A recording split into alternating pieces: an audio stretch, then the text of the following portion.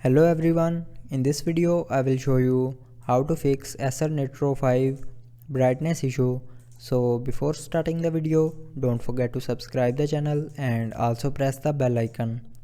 So to fix this issue, follow every single step as I am showing you in this video.